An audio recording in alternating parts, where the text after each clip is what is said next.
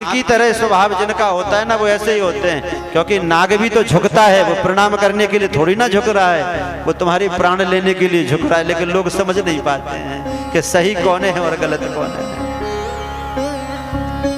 अगर ये राजनेता इस बात को सीख जाएं कि जिस राजा के राज्य में अगर प्रजा दुखी रहती है, वो नरकों की यातना उसे भोगनी पड़ती है, तो वो राजनेता कभी भी गलती नहीं करेगा। पुत्र पत अपनी प्रजा का पालन करेगा, भेद दृष्टि नहीं रहेगी। तो ये राजधर्म सिखलाया। एक राजा के राज्य में भीड़ लगी हुई थी। पहले जब राजा बनते थे, राशन बंट रहा था। आज 2-4 दिन हो गए, एक व्यक्ति को भीड़ में रोज लगे, रोज राशन से वंचित रह जाए, मिले नहीं।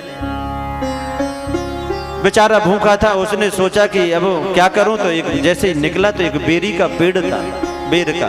उसने पत्थर उठाया, सोचा कुछ बेर गिराऊं तो इनको ले जाऊंगा, बच्चों को खिला दूंगा। कुछ मिला तो है नहीं। जैसे ही पत्थर मारा तो वो पत्थर बेर के वृक्ष में ना लग करके थोड़ा सा वो राजा के सिर में जाकर के लग गया, जो अंदर राजा बैठा हुआ था। अब तो जो वो राजा के आसपास जो रक्षक थे, मंत्री संतरी थे, वो सब गए दौड़ करके, देखा पकड़, ये तो अभी भी फिर तोड़ने में लगा, इसे क्या मालूम। तो जानबूझ करके तो इसने पत्थर मारा नहीं। मंत्रियों ने पकड़ लिया इसके हाथ को, चलो अंदर लेकर के गए। राजा, ये है तुम्हारा गुनहगार, इसने तुम्हारे सिर में पत्थर मारा है। राजा ने जैसे ही ऊपर से नीचे तक देखा तो बेचारा भूखा प्यासा गरीब सा, बोले ये मुझे क्यों मारेगा। पूछा क्या बात है, तो उसने अपनी बात बताई। राजा, पिछले 5 दिनों से मेरे घर में खाने के लिए कुछ नहीं है, लाइन में रोज लगता हूँ, लेकिन आपके मंत्रियों के चक्कर में मुझे राशन नहीं मिल पाता है। मैंने सोचा कि आप तक पहुंचूं, लेकिन पहुंचने ही नहीं देते। आज बेर का पेड़ दिख गया तो कुछ पत्थर मार करके बेर गिराना चाह रहा था। मुझे क्या मालूम मालिक कि ये पत्थर इसमें से हट करके आप में लग जाएगा। मैं आपका अपराधी हूं, आप जैसा दंड चाहो मुझे दे सकते हो, वैसे भी तो मरने वाला, मैंने अपराध किया है, जैसा आप चाहो मुझे दंड दे सकते हो। राजा ने जैसे उसकी बात सुनी, राजा के मन में विचार आया कि जिस बेर के वृक्ष में इसने पत्थर मारा, तो पत्थर के बदले में उसने बेर के फल दे दिए, और अगर वही पत्थर मुझ में लग गया और अगर मैं कुछ देने की बजाय इसे दंड देता हूँ, तो मैं तो वृक्ष से भी गया बीता हूँ। फिर मेरे अंदर क्या राजा होने का कर्तव्य है। जासु राज नृप प्रजा दुखारी, सो नृप अवश्य नरक अधिकारी। आज उन मंत्रियों को दंडित किया कि मेरे राज्य में ऐसा एक भी व्यक्ति क्यों हो गया कि जिसे 5 दिन से खाने पीने के लिए कुछ नहीं है। इसलिए ये है राजधर्म कि राजा का ना तो कोई अपना सगा होता है, ना कोई अपना शत्रु होता है। उसकी जैसी सूर्य जैसी दृष्टि होती है कि सबको समान एक दृष्टि में देखे, वही राजा है। ये राजधर्म से गलाया। भीष्म पितामह का धर्म है ये राजधर्म, किसी साधारण व्यक्ति का नहीं है। मोक्ष धर्म बता रहे हैं कि जीवन को मोक्ष तक कैसे ले जाना है। स्त्री धर्मान भगवत धर्मान, स्त्रियों का धर्म बताने लगे। स्त्रियों का धर्म है कि मन से वाणी से पवित्रता से अपने पति की सेवा करें, परिवार का पालन पोषण करें, और बिना कारण के कभी हंसे नहीं, किसी का उपहास ना उड़ाएं, और अपनी आंखों के सामने अगर कोई पाप हो रहा हो तो उस पाप को भी नहीं देखना है। आज द्रौपदी ने जैसे इस चर्चा को सुना, आज हंसी आ गई द्रौपदी को। जिसके लिए मना कर रहे थे आज वही हो गया। जहां उपदेश चल रहे हो, बड़ी शांति हो रही हो, आज वहां अचानक से कोई स्त्री हंसने लगे। सब लोगों ने आश्चर्य में देखा द्रौपदी की तरफ। द्रौपदी से पूछ लिया, बेटी क्या बात है, कुलवती स्त्रियों की हंसी अकारण नहीं हुआ करती है, बताओ कोई ना कोई तो कारण होगा। द्रौपदी ने कहा, पितामह हमको लगता है कि आप उपदेश बड़ा अच्छा करते हो, लेकिन चलते नहीं हो। अभी अभी आपने कहा कि अपनी आंखों के सामने पाप भी नहीं होते हुए देखना चाहिए, और मुझे याद है जिस समय दुष्ट दुशासन मेरी साड़ी को खींच रहा था, उसी पंक्ति में सबसे आगे आप भी बैठे हुए थे।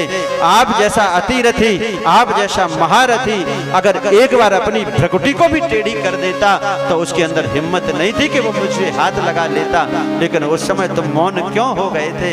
मुझे हंसी इसलिए आ रही है कि आप उपदेश तो बड़ा अच्छा देना जानते हो, लेकिन उस पर चलना नहीं सीखा है आपने। आज जैसे ये बात सुनी द्रौपदी की, भीष्म पितामह के नेत्रों से आंसू की धारा बह चली। बेटा बेटी, बस उसी एक पाप के कारण तो मैं बाणों की सैया पर सोया। मुझे पिछले जन्म की कई बातें याद हैं, अपने कई जन्म मुझे याद है। मैंने न पाप होते हुए देखा है, न जीवन में कभी पाप किया है। बस केवल इसी जन्म में मैंने वो पाप होते हुए देख लिया है। क्यों देखा? क्योंकि मैंने दुष्ट दुर्योधन का अन्न खाया था।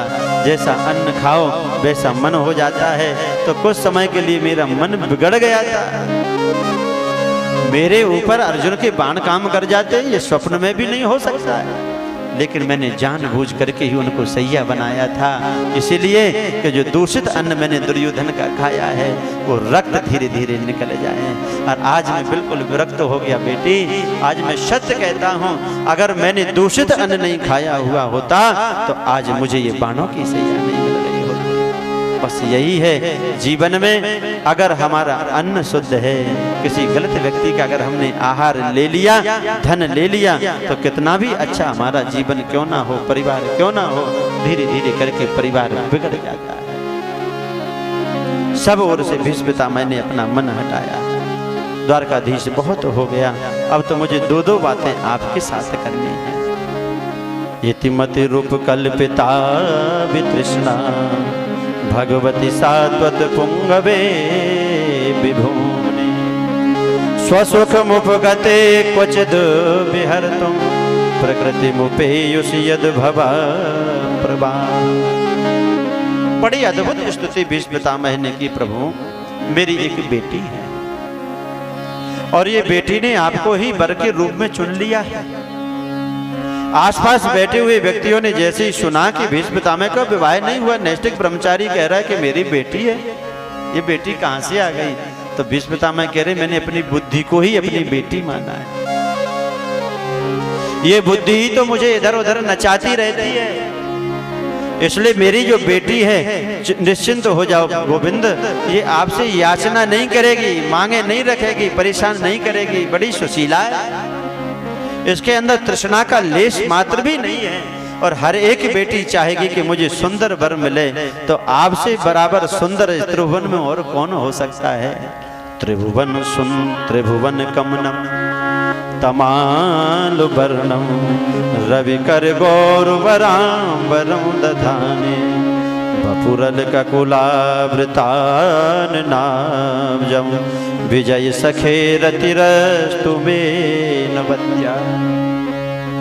आपका इतना सुंदर वर्ण है, आप तो त्रिभुवन सुंदर हो गोविंद, इसलिए मेरी बेटी के साथ आप विवाह कर लो।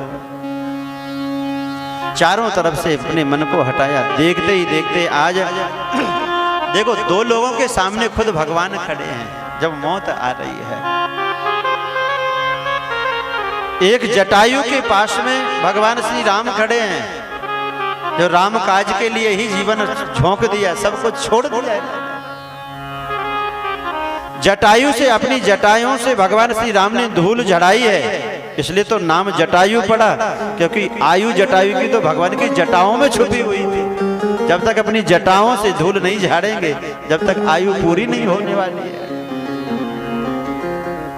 और आज जटायु के सामने भगवान खड़े होकर के कह रहे हैं, तुम चाहो तो मैं तुम्हें जीवन दान दे सकता हूं, तुम रहो, खूब आनंद से रहो। जटायु ने कहा, प्रभु मैं रह जाऊंगा, पर मुझे आप एक वचन दो कि जब मेरा मौत का समय आए तब मुझे आप दर्शन देने के लिए आओगे कि नहीं आओगे? भगवान बोले, सो जरूरी नहीं है, वो तो हम अभी आए हैं, ऐसे तो बड़े बड़े महात्मा निर्मलात्मा हमारे लिए यही आशा रखते हैं, जन्म जन्म मुनि जतन कराई, अंत राम कहीं आवत नाही। अरे बड़े बड़े लोग भजन करते हैं, याचना करते हैं कि भगवान नहीं आपका नाम ही आ जाए मौत के समय में, और यहाँ मेरा नाम नहीं, ये तो मैं खुद खड़ा हूँ। तो आज जटायु ने कहा प्रभु जब इतनी सुंदर मौत मेरी हो रही है, जो मौत बड़े बड़े योगियों के लिए दुर्लभ है, वो मुझ जैसे आमिष भोगी के लिए मिल रही है, तो इससे सुंदर और दूसरी मौत क्या हो सकती है। अब मुझे रहना नहीं है। भगवान ने सोचा कि अब ऐसे भक्त के लिए मैं क्या दे दूं। भगवान जब द्रवीभूत होते हैं, जब प्रसन्न होते हैं ना, तनु तज तात जाहु ममु धाम, देहु काह तुम पूरन काम। तात कह रहे हैं, पिता के समान सम्मान दे रहे हैं, पिता के तुल्य सम्मान दिया है उस जटायु के लिए कि मैं तुम्हारे लिए देने के लिए मेरे पास खजाने खाली है, कुछ नहीं है, मैं कुछ नहीं दे सकता हूँ, इसलिए मेरा धाम ही खाली है, तुम तो मेरे धाम को ही प्रस्थान करो, मेरे धाम को ही चले जाओ। और आज भीष्म पितामह के सामने भगवान खड़े होकर के कह रहे हैं, पितामह आपको तो इच्छा मृत्यु का वरदान है, क्यों जाना चाहते हो, रखो ना अपने शरीर को, मैं अपने हाथों से तुम्हारे बाणों को निवार देता हूँ। भीष्म पितामह बोले बस छलिया, अब मैं छलने के चक्कर में नहीं हूँ, अब मुझे नहीं चल सकते हो, अब तो बस मेरे सामने खड़े हो जाओ और मैं तुम्हारे देखते ही देखते अपने प्राणों को छोड़ना चाहता हूँ। तो वही गति भगवान ने अपना धाम भीष्म पितामह को दे दिया। गोल द्वारकाधीश भगवान जय। आज देवताओं ने भी आसमान से फूलों की वर्षा कराई, दुंदुभियां बजने लगी, नगाड़े बजने लगे हैं, चारों तरफ जय जयकार होने लगी है, क्योंकि आज भीष्म पितामह का महाप्रयाण हो रहा है। चारों तरफ ये सुंदर सुंदर ध्वनियों को सुन करके भक्त नाचने लगे, वृद्ध नाचने लगे कि आज जरूर भगवान ने किसी भक्त के ऊपर कृपा करी है। जब भक्त के ऊपर कृपा होती है तो त्रिलोकी प्रसन्नता से भर जाती है, झूमने लग जाती है, पृथ्वी से रत्न अपने आप निकलने लग जाते हैं, फलों वृक्ष के फल अपने आप नीचे गिरने लग जाते हैं, पुष्प अपने आप महकने लग जाते हैं, कमल खिल उठते हैं। क्यों? क्योंकि आज भक्त के ऊपर भगवान रीझ रहे हैं, तो भक्त की सेवा में ये प्रकृति भी लग जाती है। बोल भक्त वत्सल भगवान। आज देखते ही देखते भगवान ने संस्कार किए अपने हाथों से, और युधिष्ठिर जी राज पर गद्दी पर अभिषिक्त हो गए, भगवान द्वारका की ओर आने लगे हैं। जैसे ही आज पांडवों ने देखा भगवान छोड़ करके जा रहे हैं, कुरु नारियों ने भगवान को भावभीनी विदाई दी है। उधर द्वारका में भगवान आने का कितना उल्लास है, हर्ष है कि भगवान कई दिनों से गए हुए हैं, आज लौट करके आ रहे हैं, इधर से जा रहे हैं तो सब लोग रोदन कर रहे हैं। प्रसाद शिखरारूढ़ा कुरुनार्योद दीक्षया, बब्रसो कुसुमयी कृष्णं प्रेम व्रीडा स्मृति क्षण। बड़े भावभीनी विदाई दे रहे हैं, और उधर द्वारका में भगवान जैसे पहुंचे तो सभी से भगवान मिल रहे हैं। जो जिस स्वरूप में भगवान को देख रहा है, भगवान उस स्वरूप में मिल रहे हैं। आज भगवान के कानों तक खबर मिली है कि जिस बालक की हमने गर्भ में रक्षा करी थी, वो बालक का जन्म हो गया। परीक्षित जी महाराज का जन्म जैसे हुआ तो द्वारका से आना जाना तो हस्तिनापुर में भगवान का लगा ही रहता है। आज द्वारका से फिर भगवान गए हैं, नामकरण संस्कार ब्राह्मणों ने सुंदर कराया, कीर्ति वृद्धावली का बखान हुआ है, सुंदर नामकरण हो गया, परीक्षित का नाम होगा। भगवान वहां युधिष्ठिर जी के साथ मिलकर के 3 अश्वमेध यज्ञ कराए हैं। यज्ञों से कीर्ति फैलती है समाज में, तो भगवान ने सोचा कि युधिष्ठिर जी की कीर्ति फैलने लगे तो 3 अश्वमेध यज्ञ कराए हैं भगवान। और आज उसी समय में विदुर जी महाराज भी अपनी यात्रा से लौट आए हैं, क्योंकि जब तक महाभारत चला था ना तो विदुर जी महाराज नहीं रहे थे यहाँ। दुर्योधन ने तो अपमानित कर दिया था विदुर जी को, मंत्री का पद भी छीन लिया था, तो इनको लगा चलो अच्छा हुआ, जो होता है अच्छे के लिए होता है। आज विदुर जी महाराज भी लौट करके आए, द्वारकाधीश भी यज्ञ कराने में लगे हुए हैं युधिष्ठिर जी के साथ। तो आज भगवान की ऐसी इच्छा हुई कि विदुर जी ने धृतराष्ट्र के लिए उपदेश दिया। गांधारी पास में बैठे हैं। विदुरस्तीर्थ यात्रायां मैत्रेयादात्मनो गतिम ज्ञात्वा गद्धास्तिनपुरं तया बाप्त विवेशितः। धृतराष्ट्र से विदुर जी बोले, तुम्हें शर्म नहीं आती है? तुम्हारे बेटे जिनको मारने के लिए रोज नई नई योजनाएं बनाते रहे और तुमने अपने बेटों का ही पक्ष लिया। आज तुम्हारा जीवन तुम्हारे लिए इतना प्रिय लगने लगा कि उन्हीं के टुकड़ों पर तुम पल रहे हो, कुत्ते की तरह दरवाजे पर द्वारपाल की तरह पड़े हुए बैठे हुए हो। तुम्हें शर्म नहीं आती? जिनको मारने की नई नई योजनाएं रोज तुम्हारे बेटों ने बनाई हो और तुम्हारी भी उसमें सहमति रही हो, आज उन्हीं युधिष्ठिर के दिए हुए टुकड़ों पर तुम अपना जीवन पालन कर रहे हो। कितनी ममता है तुम्हें अपने जीवन से। इसको कहते हैं विदुर नीति। विदुर जी ने वो नीति धृतराष्ट्र के लिए सुनाई है और आज विदुर जी महाराज पूरी रात्रि भर उपदेश देते रहे। सबसे बड़ा कष्ट जीवन में है बुढ़ापा।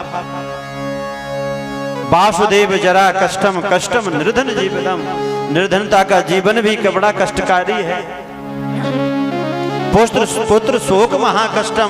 किसी का जवान बेटा चला जाए वो महाकष्टों में उसकी गणना आती है, लेकिन कष्टात कष्ट करी क्षुधा।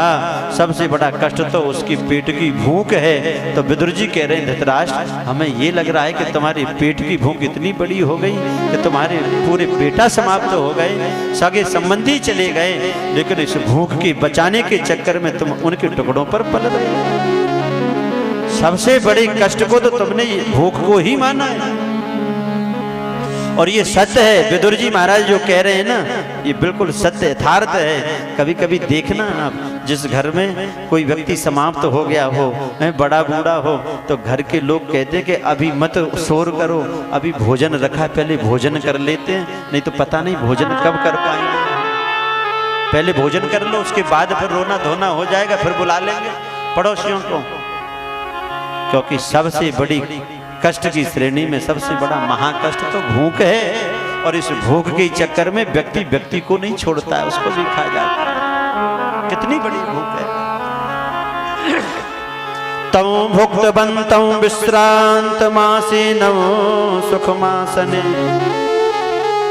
प्रश्रया बनतो राजा प्राह तेषां च शृण्वताम्। तुमने इस भूख के चक्कर में, भोजन के चक्कर में अपना सब कुछ तो गवा दिया है, सब कुछ खो दिया है। कब छोड़ोगे ये ममता? कब छोड़ोगे ये शरीर? क्या करोगे इस शरीर को रख करके? अब समाज में क्या इच्छा रखते हो अपनी?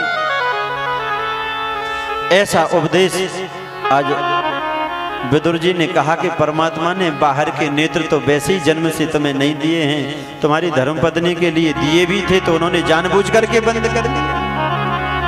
दोनों ही अंधे हैं और एक अंधे के पीछे 1000 आंख वाले भी चलेंगे तो सब गड्ढे में जाते हैं।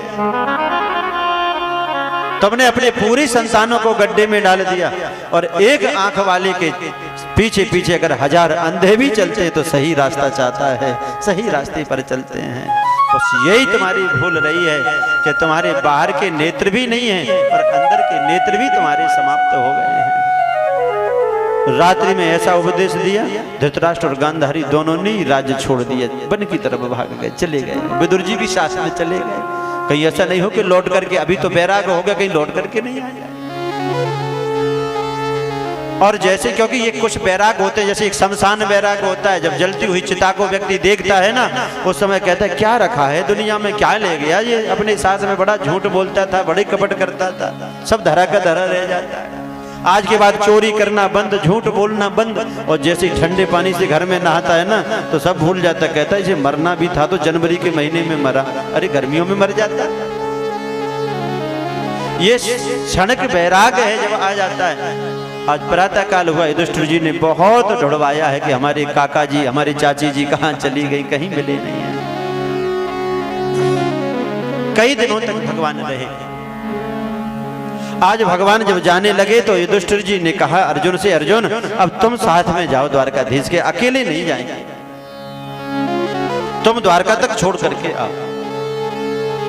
तो आज अर्जुन गए हैं द्वारकाधीश की द्वारका तक छोड़ने के लिए। अब बहुत 6-7 महीने हो गए हैं, अर्जुन लौट करके जब नहीं आए। और आज युधिष्ठिर जी ने राज्य में देखा तो असगुन ही असगुन चारों तरफ से देख रहे हैं। ये प्रकृति बोल रही है। गता सप्ताधुना मासा भीमसेन तवानुजा नायाति कश्यवाहे दुर्नाहम वेदे मंजसा। रात्रि में देख रहे हैं तो उल्कापात हो रहे हैं, गाय रात में रम्हा रही हैं।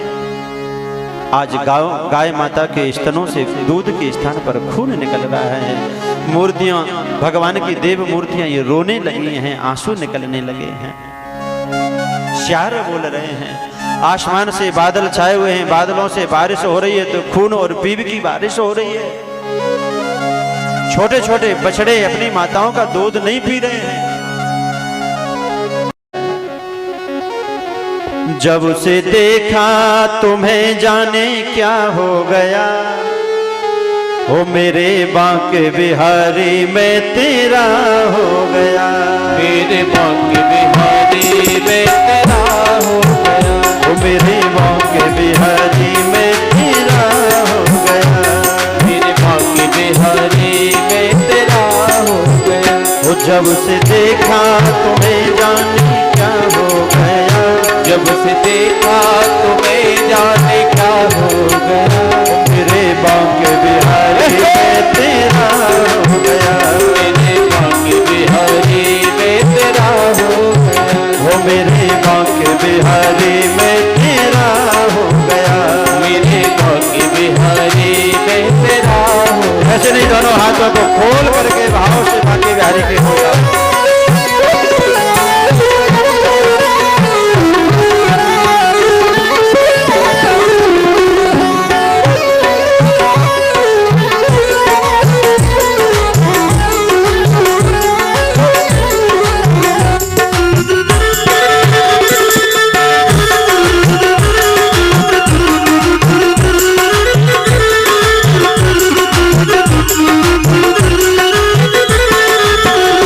जब से देखा तुम्हें जानी क्या हो गया, हमारे साथ का जाने क्या हो गया, जब से देखा तुम्हें जानी क्या हो गया, जब से देखा तुम्हें जाने क्या हो गया, ओ मेरे बांके बिहारी मैं तेरा हो गया, मेरे बांके बिहारी मैं तेरा हो गया, मेरे बांके बिहारी मैं तेरा हो गया, मेरे बांके बिहारी मैं तेरा हो गया। प्रेम से बोलिए बांके बिहारी लाल।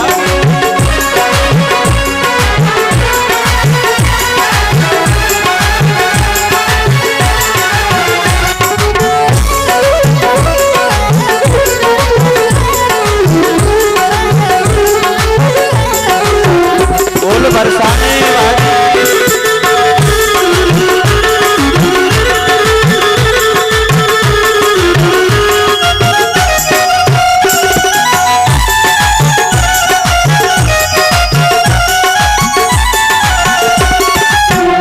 तू है दातार तेरा पुजारी हूँ मैं, दातार तेरा पुजारी हूँ मैं, दास चरणों का तेरे मुरारी हूँ मैं, दास चरणों का तेरे मुरारी हूँ मैं, तेरी चौखट पे दिल ये मेरा खो गया, तेरी चौखट में दिल मेरा खो गया, ओ मेरे बांके बिहारी मैं तेरा हो गया, मेरे बांके बिहारी मैं तेरा हो गया, ओ मेरे बांके बिहारी मैं तेरा हो गया, मेरे बांके बिहारी मैं तेरा हो गया। हरि बोल।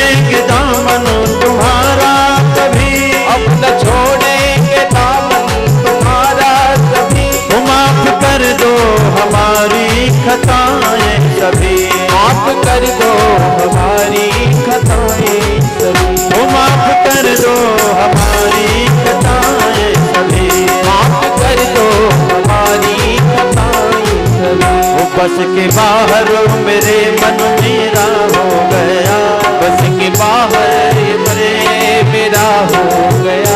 ऐसे नहीं, दोनों हाथों को ऊपर करेंगे और आप कैमरा भी इनकी तरफ कर दो तो सब लोग देख रहे हैं ना लाइव, तो सब लोग देख लेंगे डायरेक्टर वालों को।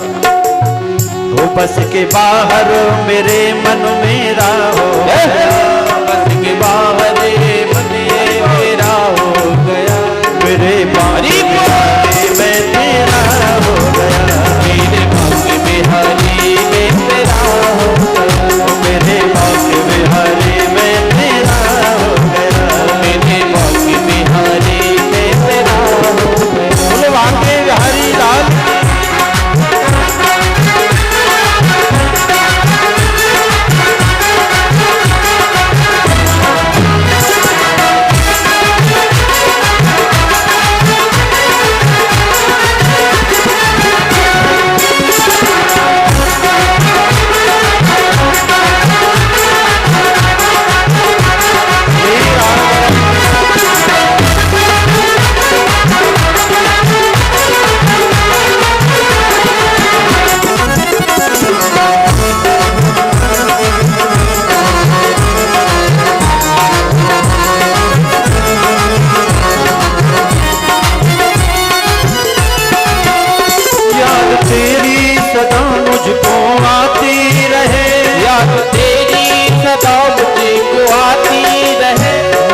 रचना तेरा नाम गाती रहे, मेरी रचना तेरा नाम गाती रहे, ओ मेरी रचना तेरा नाम गाती रहे, मेरी रचना तेरा नाम गाती रहे। तेरे दर का मुझे आसरा हो गया, तेरे दर का मुझे आसरा हो गया, ओ मेरे भाग्य बिहारी में तेरा हो गया, मेरे भाग्य बिहारी में तेरा हो गया। जब से देखा तुम्हें जाने क्या हो गया, जब से देखा तुम्हें जाने क्या हो गया, मेरे भाग्य बिहारी में तेरा हो गया, मेरे भाग्य बिहारी में तेरा हो गया, मेरे भाग्य बिहारी ताली सेवा हो गया, मेरे भाग्य बिहारी में तेरा हो गया, मेरे भाग्य बिहारी जय हो तिहारी, भाग्य बिहारी जय हो तिहारी, मेरे भाग्य बिहारी जय हो तिहारी, भाग्य बिहारी जय हो तिहारी, ओ जय हो तिहारी लाला जय हो तिहारी, जय हो तिहारी लाला जय हो तिहारी, ओ जय हो तिहारी लाला जय हो तिहारी, जय हो तिहारी लाला जय हो तिहारी, मेरे भाग्य बिहारी जय हो तिहारी, भाग्य बिहारी जय हो तिहारी, मेरे रमन बिहारी जय हो तिहारी, रमन बिहारी जय हो तिहारी, मेरे भाग्य बिहारी जय हो तिहारी, भाग्य बिहारी जय हो तिहारी, मेरे रमन बिहारी जय हो तिहारी, रमन बिहारी जय हो तिहारी। जय हो बिहारी। बोले वृंदावन धाम जय जब से देखा तुम्हें जाने क्या हो गया, ओ मेरे बांके बिहारी मैं तेरा हो गया। जिसे एक बार जीवन में प्रभु का प्यार मिलता है उसे बस आंसुओं के हार का उपहार मिलता है। जो एक बार बांके बिहारी का हो जाता है ना, फिर संसार का नहीं रह जाता। आज भगवान ने अपनी बाल लीलाओं तक का दान माता कुंती को दे दिया। जिसके ऊपर विशेष भगवान की कृपा हो जाती है ना, तो भगवान अपनी लीलाओं का दान कर देते हैं। भगवान जब जाने लगे, भगवान ने मन बनाया अब द्वारका वासी हमारा इंतजार कर रहे होंगे, अब हमें द्वारका जाना है। देखो जहां भगवान पहुंच जाते हैं ना, वहां तो सोना सोना हो जाता है, और जहां से भगवान चले जाते हैं वहां सूना सूना हो जाता है। कहीं भगवान की प्रतीक्षा है कि भगवान कब के गए हैं, कब आएंगे, और कहीं कहीं भगवान जहां हैं वहां भगवान के आनंद में सब लोग डूबे हुए हैं। आज जैसे ही भगवान ने मन बनाया जाने का और कुंती बुआ से कहा भगवान ने कि अब युधिष्ठिर जी यहाँ के राजा बन गए हैं, राज सिंहासन पर अभिषिक्त करा देते हैं। लेकिन याद आई अभी मेरा एक भक्त और है जो मेरी प्रतीक्षा में है। इति भीता प्रजाद्रोहात् सर्वधर्म विवित्सया ततो विनशनं प्रागात् यत्र देवव्रतो पतत। भगवान को याद आई भीष्म पितामह की, जो आज इतने दिनों से बाणों की सैया पर पड़े हुए हैं। और देखो भीष्म पितामह को इच्छा मृत्यु का वरदान है। जब तक इच्छा है तब तक ही अपने शरीर को रख सकते हैं, लेकिन बाणों की सैया भगवान ने ऐसी जानबूझ करके दी कि भैया भीष्म पितामह की तो इच्छा है कि मैं जब तक चाहूं जब तक रहूं, पर भगवान की तो इच्छा है कि बस रहने दो, अब तो अपनी जीवन लीला यही समाप्त कर दो। तो सबसे बड़ी इच्छा तो भगवान की इच्छा होती, हरि इच्छा भावी बलवान। हमारी आपकी इच्छा तो ये होती पता नहीं एक पल में हम क्या बनना चाहते हैं, पर भगवान की इच्छा जो रहती है, भगवान जैसे देखते हैं कि अभी ये किस लायक है, कौन सी वस्तु में इसे दूं तो इसका ये सदुपयोग करेगा, तो भगवान वही उसी को देते हैं जो उसके लायक होता है। कामनाएं तो सबकी बहुत होती हैं, उम्मीदों की दुनिया हर कोई बसाता है, लेकिन पाता वही है जो किस्मत में लाता है। और किस्मत कब बनती? जब हमारे जीवन के कर्म अच्छे होते हैं। भगवान की इच्छा है तो भीष्म पितामह को भी विवश होना पड़ा। भीष्म पितामह ने सोचा ऐसे जीवन को लेकर के ही क्या करूंगा कि बाणों की सैया पर लेटा हुआ। तो भगवान की इच्छा के सामने भीष्म पितामह की भी इच्छा हो गई कि कब भगवान आए मुझे दर्शन देने के लिए और कब मैं अपने शरीर को छोड़ूं। अब बहुत हो गया, अब मुझे रहना नहीं है। आज भगवान युधिष्ठिर और पांचों पांडवों को लेकर के जा रहे हैं। दृष्ट्वा निपतितं भूमौ दिवस्योच्युतमिवामरं प्रणेमो पांडवा भीष्मौ सानुगा सहचक्रिणा। आज भीष्म पितामह के साथ भगवान अपने पांडवों के साथ जा रहे हैं। भीष्म पितामह जहाँ हैं और देखो जैसे ही सुना कि भगवान जा रहे हैं तो आज उस युद्ध स्थल में बड़े बड़े महात्माओं की भीड़ लग गई। अपनी अपनी समाधियों को इन्होंने छोड़ दिया। वसिष्ठा इंद्र प्रमदस्त्रिस्त्रो गृत्समदोषितः कक्षीवान् गौतमोत्रिश्च कौशिकोऽथ सुदर्शनः।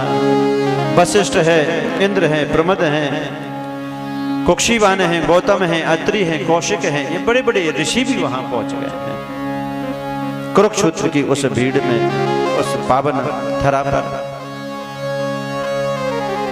भीष्म पितामह बाणों की सैया पर पड़े भगवान की प्रतीक्षा कर रहे हैं।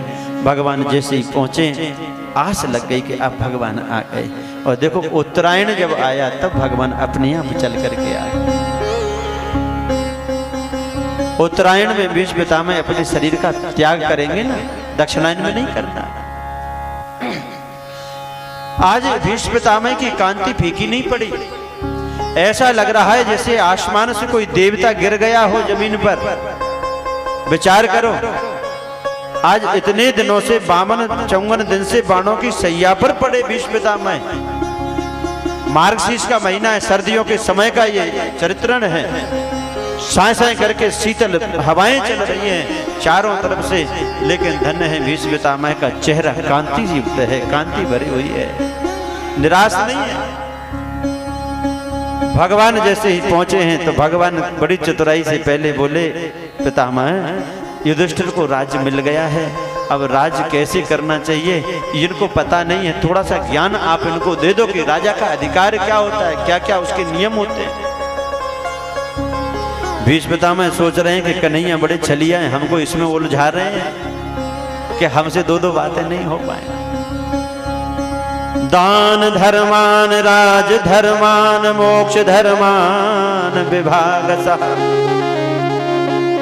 स्त्री धर्मान भगवत धर्मान समासव्या संयोगता। सबसे पहले धर्म बता रहे हैं युधिष्ठिर जी के लिए, धर्म के अवतार हैं, लेकिन धर्म की शिक्षा बीच पितामह दे रहे हैं। हाँ, जरूरी नहीं कि हम ज्ञानी हैं तो ज्ञान की आवश्यकता नहीं है। ज्ञान का अंजन तो ज्ञानी की शरण में जाने से ही होगा। बोले राजा को चाहिए कि जो इसका खजाना है उस खजाने में न जाने कहां कहां का धन है, तो धन की शुद्धि तो केवल दान से ही होती है। दान धर्म बताया, दान धर्म। जैसे कुएं में बहुत दिनों से अगर जल नहीं निकाला जाए तो वो सड़ जाता है, ऐसे ही धन की शुद्धि दान से होती है। लेकिन ध्यान रखना, दान लायक घर में धन हो तब दान करना चाहिए। हाँ, जितना धन है उसका 10वां अंश हमें धर्म में लगाना है, दान में लगाना है। अगर हमारी जेब में 100 रुपए हैं और हमें ऐसा लगता है कि इसमें से 10 रुपए दे देंगे तो कोई बात नहीं है, तो हम 10 रुपए धर्म में लगा देते तो धन की शुद्धि हो जाएगी। अब फूटी कौड़ी जेब में नहीं, हम सोचे कि हम धन दान कर दे, कहां से करें? पहले कर्म करें, पहले धन कमाएं ईमानदारी से, और ईमानदारी से जब धन आ जाए तो उसका 10वां अंश उस धन की शुद्धि के लिए हम दान में लगा दें। अब इसका मतलब ये बताया शास्त्रों में कि मेहनत से कमाया हुआ धन बेईमानी से नहीं। बड़े बड़े चोर डाकू जो हुए हैं ना, दूसरों के गले काट करके फिरौती लेकर के जो पैसा कमाते हैं ना, कमाते थे, और उसके बाद पाप से डरने के लिए, नरक से बचने के लिए क्या करते थे? बोले रतनगढ़ माता के मंदिर में 1.5 क्विंटल का घंटा चढ़ा देते थे। तो अब आप विचार करो, क्या वो बैकुंठ गए होंगे सभी डाकू?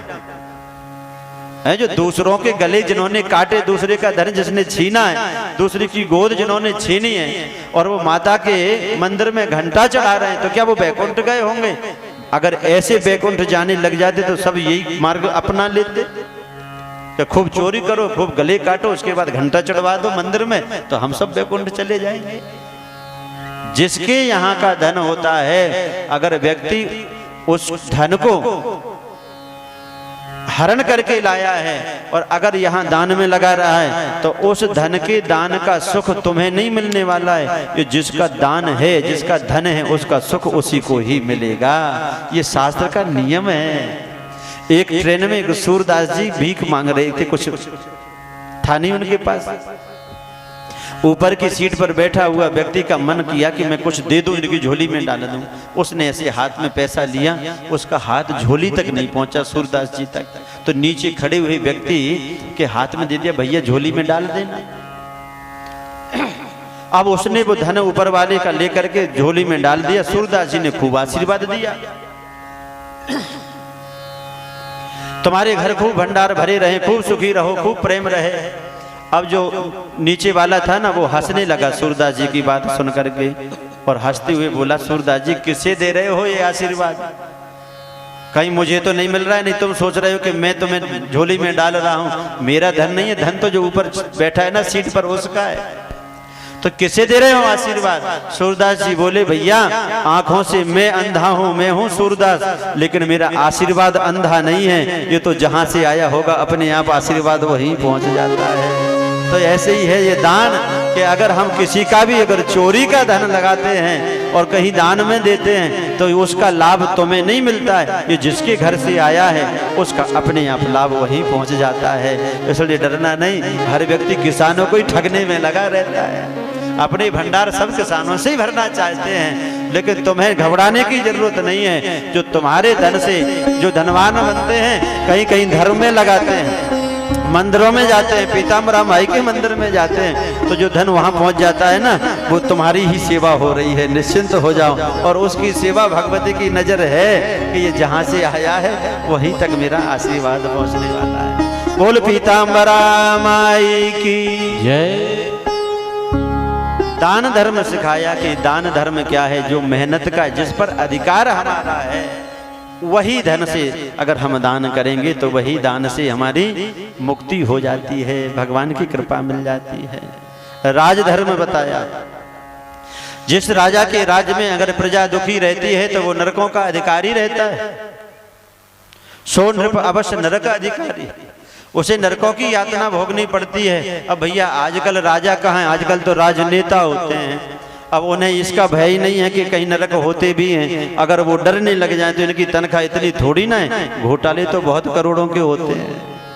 अगर ये डरने लग जाए कि हम प्रजा का खा रहे हैं, कि हमें नरक में जाना पड़ेगा, तो ये घोटाले करने बंद कर देंगे।